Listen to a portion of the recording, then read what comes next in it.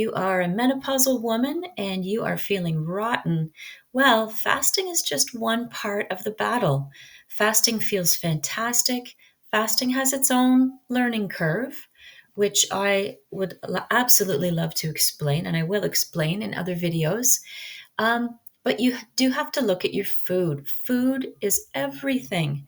Just think of the amount of carbs that you are probably consuming on a daily basis, and you're really not even realizing it.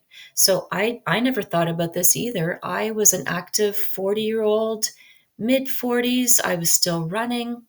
And it wasn't until I was getting into my late 40s that I started noticing a lot of inflammation happening. I was gaining weight. I had sore hips all the time. I just thought it was old running injuries. I thought it might be arthritis creeping in, but it was stuff that was really starting to bother me. It was affecting my mobility. And I could go on and on about this. I had restless legs. I had Achilles tendonitis. I had sore toes. I just was really getting mad at myself because this wasn't me, like I was an active person. I was usually fairly slim, but as I approached 49 years old, I noticed, I really don't like the way I'm feeling right now. So I started to think about the foods that I was eating. And like I say in other videos, the more I learned about fasting, the more I started looking at the foods that I was eating. So just think about it. You have a bowl of oatmeal for breakfast, you have toast, you've got jam, you've got a glass of juice. Okay, so think about that as your breakfast. And then you might have coffee with milk in it, or cream, or maybe even sugar. I was a milk and coffee girl, but a lot of people love cream and sugar. And then you get to lunchtime where you've got a sandwich, or you've got a bagel, or you've got a soup that might have just a little bit of meat in it and some pasta. Um, and then you might have some cookies, or there might be a donut on the staff room table that you just can't resist, or a muffin.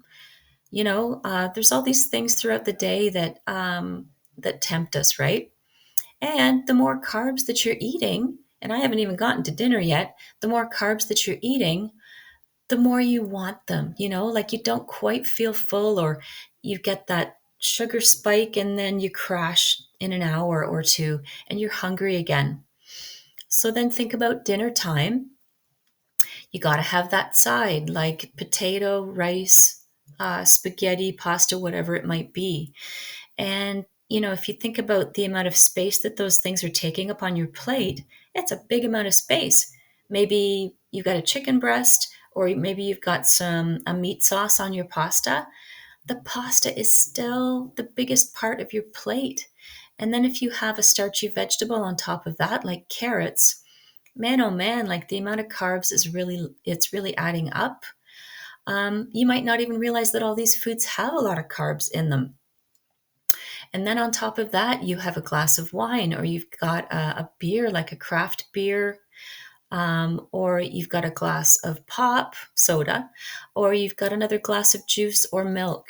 So all of these things are really, really adding up throughout your day. So what I would highly recommend for you, if you're feeling rotten right now and you want to start making changes and you're interested in intermittent fasting, you have to think of the food angle.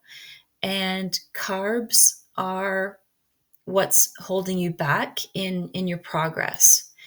When we stopped having so many carbs throughout our day, we noticed a dramatic improvement right away.